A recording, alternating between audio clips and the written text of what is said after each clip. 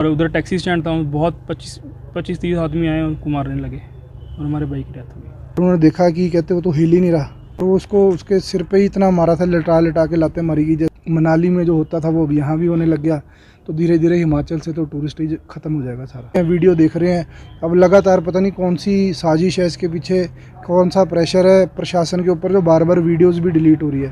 तो लोकल्स ऊपर से ऐसे कहते हैं कि हम ही पुलिस हैं, तो कौन यहाँ पर आएगा? टूरिस्ट के सिर पे ही चलता है सारा।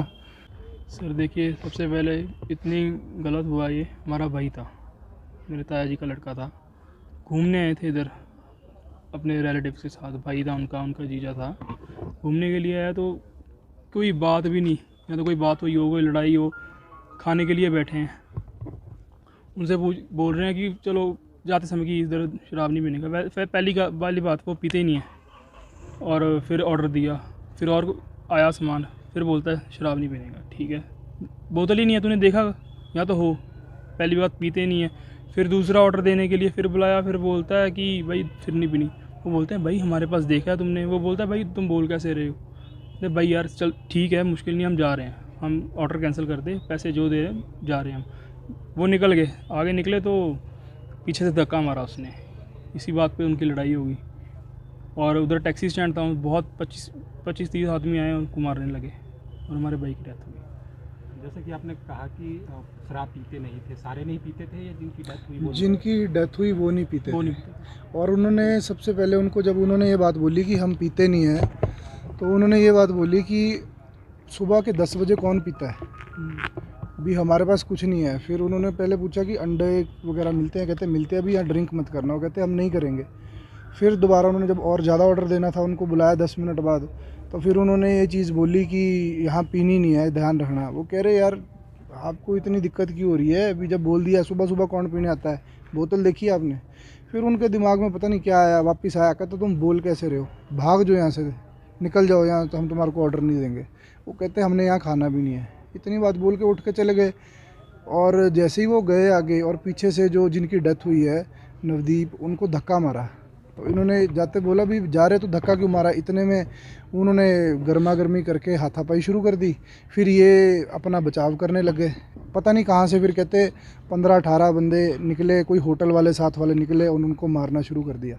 1-1.5 मिनट के अंदर जैसे ही इनका बचाव हुआ, और उन्होंने देखा कि कहते वो तो हिल ही नहीं रहा, जैसे ही इतनी बात बोली और वो भाग गए। फिर उन्होंने उसको टेबल पे रखा, टेबल पे रख के वहाँ पर फिर वो IPS पता नहीं IAS ऑफिसर लेडी थे, जिन्होंने सारा देखा, उन्होंने बताया।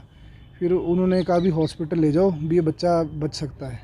और वो उसको उसके सिर पे ही इतना मारा था, लटा लटा के लाते मारी गई। जैसे हम तो शाम से जैसे चल पड़े वहाँ से, अब आए हैं, वीडियो देख रहे हैं, अब लगातार पता नहीं कौन सी साजिश है इसके पीछे, कौन सा प्रेशर है प्रशासन के ऊपर, जो बार बार वीडियोज़ भी डिलीट हो रही है। कल हमने सुना कि जो पुलिस वाले थे वो कह रहे थे जी 6 बंदे डिटेन हैं, आज अब कह रहे हैं कि जी 5 ही है। सुबह जब वहाँ पर गए देखने, तो वो एक बंदा कहाँ चले गया। अब जो BDC जी हैं, कोई यहाँ पर बहुत अच्छे लेवल पे, जिन्होंने ये बताया कि मैं लोकल हूँ, यहाँ का भी ऐसे ऐसे जो हो रहा है गलत हो रहा है। तो अब उनके बयान के हिसाब से भी देखा जाए तो एक बंदा कहते हैं ढाबे वाले का जो बेटा बाहर घूम रहा है। तो ये कितनी गलत बात है, जो शाम को 6 थे और सुबह 5 ही रह गए। तो ये पता नहीं कौन सा दबाव बनाया जा रहा है, किस तरह का पॉलिटिकल है ऐसे, या क्या प्रेशर है।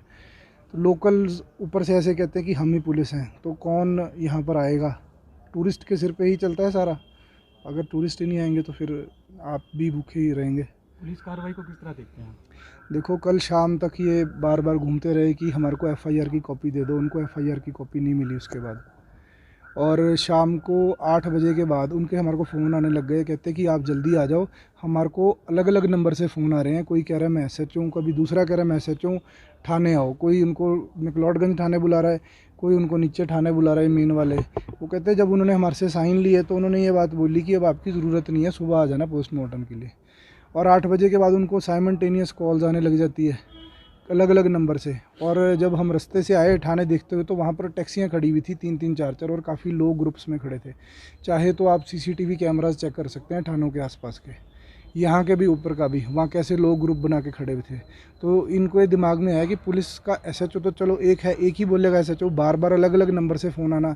तो आज ये इन्होंने चीज़ थाने में जाके वेरीफाई भी करी, तो वो कहते कि हमारे इतने नंबर से नहीं फ़ोन आया, 1-2 नंबर से हमने फ़ोन किया था, तो इसलिए क्या था भी चलो आपका पेपर वर्क थोड़ा जल्दी हो जाए।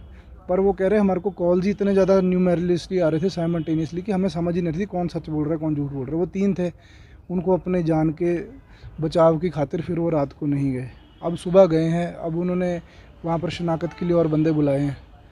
अब देखो क्या होता है क्या नहीं होता। हमारी तो यही मांग है कि वो जो ढाबा है वो बंद होना चाहिए जहाँ हमारा भाई चले गया सबका, और उनको कड़ी से कड़ी सख्त से सख्त सज़ा मिलनी चाहिए। 302 का पर्चा दर्ज हुआ है, तो वो सारे जो उनका बेटा है, मालिक है, जो भी है, वो सारे उनको कड़ी से कड़ी सज़ा मिलनी चाहिए।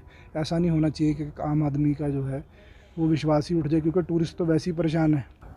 तो ये प्रशासन के लिए बहुत बड़ा चैलेंज है कि क्या करें, क्योंकि लोकल टैक्सी वालों का बोलना कि हम ही पुलिस हैं, वो आपने लेडी का सबने बयान देखा, वायरल हो चुकी है पूरे इंडिया में, न्यूज़ सारे नेशनल चैनल्स भी दिखा रहे हैं। तो ये बहुत बड़ा चैलेंज है कि टैक्सी ड्राइवर हैं सब कुछ यहाँ चलाने वाले, जो उनके है लोकल गूंज जो कहते हैं, कि या फिर वो प्रशासन है।